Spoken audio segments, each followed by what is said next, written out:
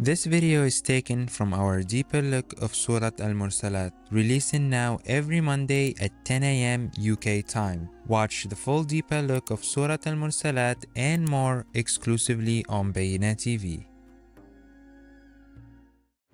We saw Mursalaat is similar to other surahs. What surahs? Was-Saffat, Wal-Adiyat, Wal-Dhariyat, right? We saw other surahs that have similar styles. This part of the surah, فَإِذَا النُّجُومُ طُمِسَتْ وَإِذَا السَّمَاءُ فُرِجَتْ وَإِذَا الْجِبَالُ نُسِفَتْ وَإِذَا الرُّسُلُ أُقِتَتْ is also similar to several other surahs like وَإِذَا الشَّمْسُ كُوِّرَتْ وَإِذَا النُّجُومُ انْكَدَرَتْ Surah Al-Takwir. Later on in Surah Al-Takwir, إِذَا الصُّحُفُ نُشِرَتْ إِذَا السَّمَاءُ كُشِطَتْ, and then similarly, إِذَا السَّمَاءُ انْفَطَرَتْ إِذَا الْكَوَاكِبُ انْتَثَرَتْ وَإِذَا الْبِحَارُ فُجِّرَتْ وَإِذَا الْقُبُورُ بُعْثِرَتْ. Also, إِذَا السَّمَاءُ انشَقَّتْ وَأَذِنَتْ لِرَبِّهَا وَحُقَّتْ وَإِذَا الْأَرْضُ مُدَّتْ وَأَلْقَتْ مَا فِيهَا وَتَخَلَّتْ. So now this surah is borrowing the style from other surahs in the opening, and then the next part is also borrowing from other surahs that have similar styles. It's a combination of different styles in one surah, right? In the opening. It's pretty cool. Now, let's dig into what's going on here with the language. The first thing for grammar students, this will be interesting for you. Ida in Arabic is considered a dharf, a word for time and time. And it is considered a mudaf. If you don't know what a mudaf is, go make wudu. No, I'm kidding. Mudaf is a grammar thing. Anyway, Ida is a mudaf and it expects a fi'l. It expects a verb immediately after it. So like إِذَا جَاءَ نَصْرُ اللَّهِ وَالْفَتْحِ إِذَا زُلْزِلَتِ الْأَرْضُ زِلْزَالَهَا. Okay, so you have إِذَا, and then after إِذَا you expect a verb, a fi'l. But if you look at the surah and these ayat, you don't see a fi'l. You don't see فَإِذَا طُمِسَتِ النُّجُومُ. What do you see? إِذَا النُّجُومُ طُمِسَت. So this breaks the expectation of the Arab ear, because the Arab ear wants to hear after إِذَا a verb, but now it's hearing a noun. Now here's the problem. The problem is there is a verb. Where's the verb? After. But if it's after, the challenge in Arabic is if you mention an-nujum first, then an-nujum cannot be the fa'il of tumisat, because the fa'il has to come afterwards. It cannot come before. So if you say, well, idha is playing a role with tumisat, you cannot use tumisat because nujum is before it. Because then you say, what's the fa'il of tumisat? It's nujum, but it's not nujum because nujum is before.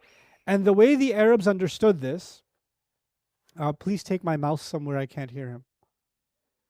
Because then I want to stop lecturing and go play with him. Okay, so the way the Arab mind understood this is, what you're saying is, listen carefully, إِذَا طُمِسَتِ النُّجُومُ طُمِسَتْ. إِذَا طُمِسَتْ النُّجُومُ طُمِسَتْ. When the stars are smudged, I tell you. 2 times. وَإِذَا السَّمَاءُ فُرِجَتْ. When the sky is torn open. Automatically the Arab ear back in the day would understand this was said twice. This wasn't said once. It's said, there's an echo. That and that again. Twice. So إِذَا طُمِسَتِ النُّجُومُ طُمِسَت is the i'rab actually of this. There's a fi'il mahdhuf and that's طُمِسَت. And then it's being repeated.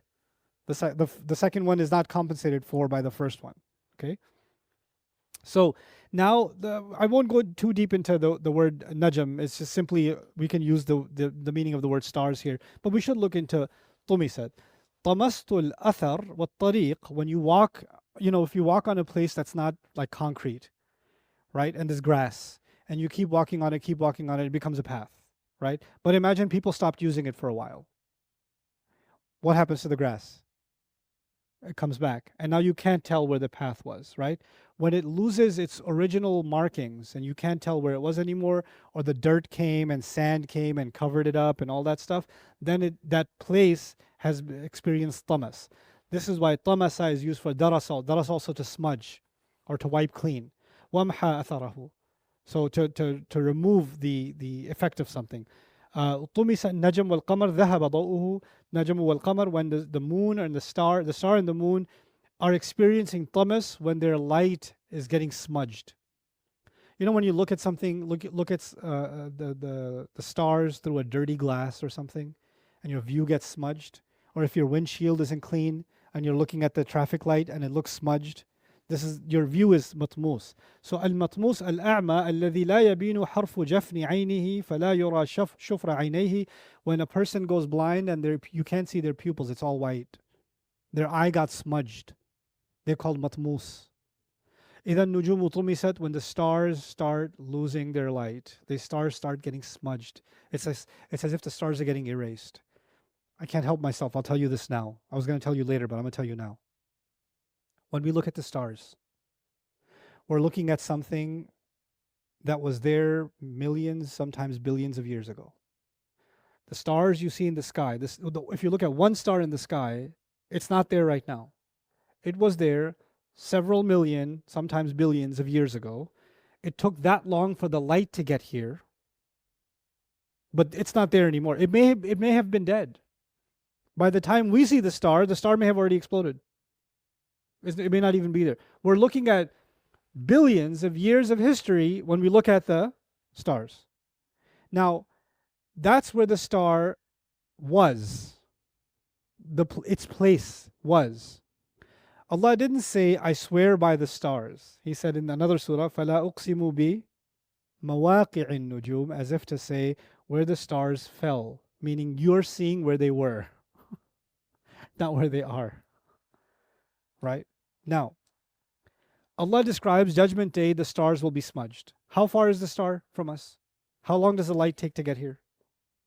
Millions of years.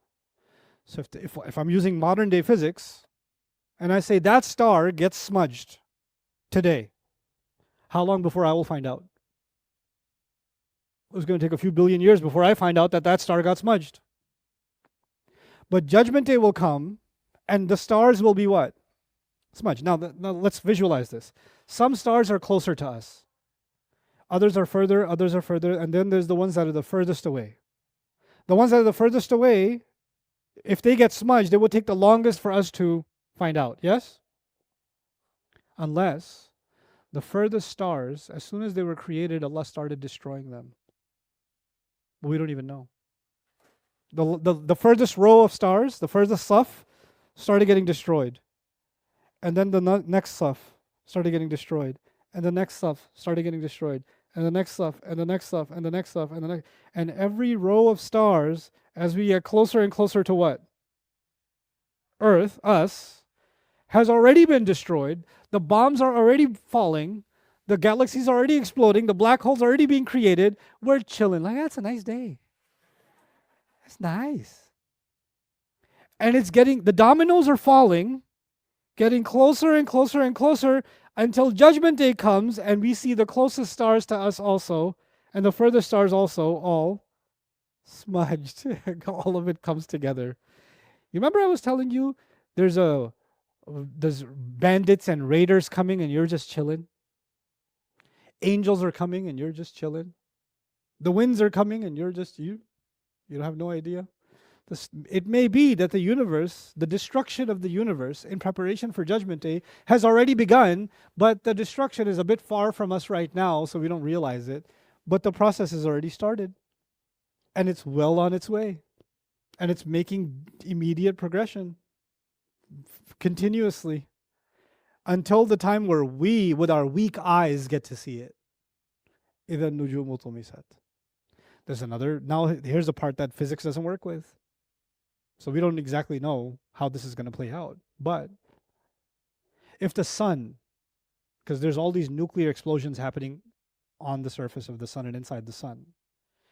If the sun had too big of an explosion, so big that it moved it a little bit, 1 inch over, we'd all be dead. There's no life left. But it's not just the sun. All the galaxies of the universe, all the stars, including the sun, are about to be smudged. Theoretically, what should happen to all of us? We should immediately be dead. But Allah is keeping all of us alive to watch. This is like, in other words, a situation is occurring which under any other circumstance would be immediate death. And Allah, despite us physically not being capable of withstanding what is happening, is going to keep us on life support. It's going to keep us alive, keep us standing, keep us staring. Just for that purpose. Is breaking the laws of biology for that we have been functioning on all this time as soon as Judgment Day begins. إِذَا النُّجُومُ طُمِسَتْ. When the stars, and kind of the domino effect of the stars being destroyed is also in the repetition of the verb, isn't it? And then when these stars, now we know a little bit more about the universe and the destruction of stars and how they create almost like a vacuum. And, when a supernova happens, right? And they start kind of tearing through the fabric of time and space. Perhaps when we look at our sky and we see the sky tearing, like holes are forming in the sky, rips are forming in the sky. Rips are called farj. فَإِذَا السَّمَاءُ فُرِجَتْ. There's maybe a connection to إِذَا النُّجُومُ طُمِسَتْ إِذَا السَّمَاءُ فُرِجَتْ. Because sama for us is the closest thing to us. But nujum are actually much further away, right? And so from our visual perspective, it'll feel like the if the sky felt like a sheet that has no cracks. هَلْ تَرَى مِنْ فُطُورٍ. On that day, it'll feel like the sheet is ripped. There's like these burnt holes in it, and something's happening in the sky that we've never seen before. There's something about the word fa also. Ibn Ashur mentions, بُيِّنَ لَهُمْ مَا يَحْصُلُ قَبْلَهُ وَزِيَادَةً فِي تَهْوِيلِهِ عَلَيْهِمْ. It's as if the word fa almost brings it immediately, like as if it's about to happen just now. Don't act like it's going to happen sometime way in the future. Think of it as if it is happening right in this moment. The repetition of إِذَا. إِذَا النُّجُومُ طُمِسَتْ وَالسَّمَاءُ فُرِجَتْ وَالْجِبَالُ نُسِفَتْ. Nope. فَإِذَا النُّجُومُ طُمِسَتْ وَإِذَا السَّمَاءُ وَإِذَا الْجِبَالُ وَإِذَا الرُّسُلُ. إِذَا, as if to say each one of them deserves its own attention. Every one of those is a major event. Every one of them is its own story. The word farj is used when you have a crack in the door or when you have a gap in the prayer. Farj salah is actually when there's, some people, they like their social distancing even after COVID in salah. Some people are too close. You notice that? Some people are just too close. And sometimes I'm praying, I can't even stand straight. The guy he keeps leaning in. I'm like the Leaning Tower of Pisa making salah. Like, and some people are like way out there. That's a farj in the salah. Farjul wad, the opening in a valley. Farjul jabal, meaning a cave, an opening. So the word furijat means tears and openings. And this is the word that's being used to describe the sky. The sky we think of as an open vacuum, but when physics no longer works the way that we are used to seeing it work, we're going to see something in the sky we've never seen before. And these tears, there's a difference between fath and farj. So in this surah you see, إِذَا السَّمَاءُ فُرِجَتْ. In the next surah you're going to see, وَفُتِحَتِ السَّمَاء, right? فَكَانَتْ أَبْوَابًا, as if they're doors. There's a difference.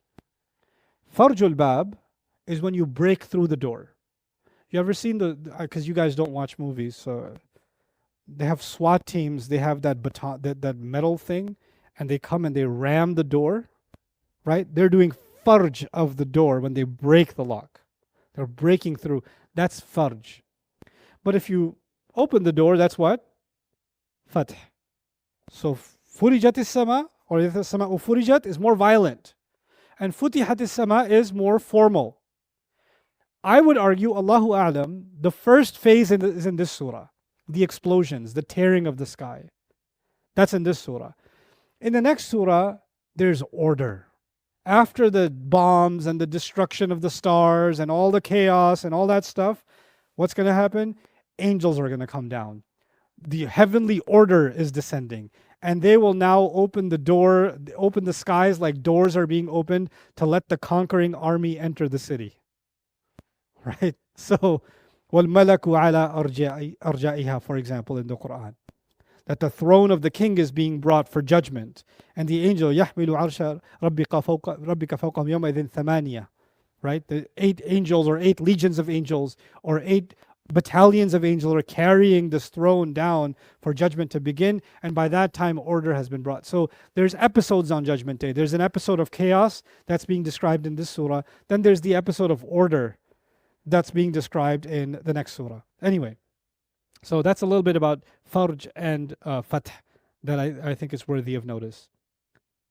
Yeah, I already talked about that. Okay. وَإِذَا الْجِبَالُ نُسِفَتْ. And the same thing. إِذَا نُسِفَتِ الْجِبَالُ نُسِفَتْ. It's the same reading. When mountains, they're going to experience nasf. So what's nasf? Nasf is, burnt rock that gets these little tiny holes in it and these kind of pockets in it that you might find near, volcanic ash or sometimes near some beaches and things like that. They're called nisfa. Okay? And naqatun nasuf tansifu turab fi adwiha, when a camel rips out the soil by the way that it's putting its feet down, that's called a naqa, that's nasuf, meaning a camel that's nasuf. Nasafat al-rih al-turab an wajh al-ard, when the wind blows it's almost like the wind was digging the soil. Because the way the wind was moving, it was plucking the soil up. It's doing nasf. It's ripping something out. In Texas, in our Bayyinah campus, there was on the rooftop. I wanted to build some kind of a cover. So because it's so hot in Texas, if you ever want to do something on the rooftop, then you can't. So I wanted to put something up there, and the structural engineer said you can't do it. I was like, it's the 4th floor. You could do it. What's the problem? Because you don't understand the winds in Texas. It doesn't matter how hard we bolt it down, nail it, concrete it, it's gonna rip right through. The winds get underneath it and just pick it up. Even if it's a concrete structure, a wooden structure, a metal structure, it's gonna tear right through it, right? So that's what the nasfur riyah means. It's qala', actually, it's pulling something out. So nasaf al-ba'ir al-kala iqtala'ahu bi aslihi, when animals eat grass and they don't bite it off, they bite it enough to pull it out of the ground. That's actually when the animals are doing nasf. Nasaf al-ta'am gharbalahu. Anybody know what a ghirbal is? A ghirbal is like the thing, right? The thing. Okay. The thing is, there's this thing, it's got these holes in it, and you put rice in it, and then the pebbles come down, and the rice stays on top, and you sift. It's a sifter, right? That's called a ghirbal. What do you guys call it? A siever? Sieve, yeah, one of those things. The thing, I call it the thing. Okay. So because it's pulling things out, the impurities out, that's actually why it's called a minsafa. That term is minsafa. Okay. So a nisfa, these are all the examples I already gave you. So the word nusifat al-jibalu nusifat actually means that the mountains are going to be plucked out. Like something is so strong that it's even pulling the mountains out. This takes us back to the imagery of the winds. When winds are strong enough, they can pull trees out of the ground. Right? So that's a phenomenon we're familiar with. And when winds are strong enough, they can blow homes away, pull them out of the ground and lift them away. Right? Judgment Day is coming. Something is going to happen that's even so much stronger than the winds that even mountains are going to get plucked out. And then the mountains are going to start moving. Suyiratil jibal. They're going to start moving around like they're nothing, like they're rolling around. Fakanat saraba, as if they're a mirage. Like, why are they moving? Well, for the mountains to move in the next surah, وَسُيِّرَتِ الْجِبَالُ فَكَانَتْ سَرَابًا, in the next surah, for mountains to move, they can't be settled. So this surah tells you they're taken out, they're uprooted, and the next surah tells you they're moving. So you see how there's a continuity between the two, right? By the way, in the Quran, another place in the Quran, يَسْأَلُونَكَ عَنِ الْجِبَالِ فَقُلْ يَنْسِفُهَا رَبِّي نَسْفًا. Allah will make them move. Then, after He makes them move, دُكَّتِ الْأَرْضُ دَكًّا دَكًّا. They're going to be uprooted, then beat down, then crushed. So there's multiple events happening on Judgment Day, and we're just getting to the beginning of it.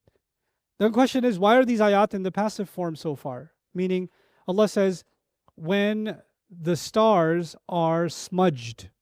Allah didn't say who smudges them. When the skies are ripped, not who rips them. When the mountains are plucked, not who plucks them. It's as if Allah is continuing the mystery that started. Because the threat that was given, إِنَّمَا تُوعَدُونَ لَوَاقِعٌ, the threat that was given, you need to know who's the one threatening me. Allah didn't mention the doer.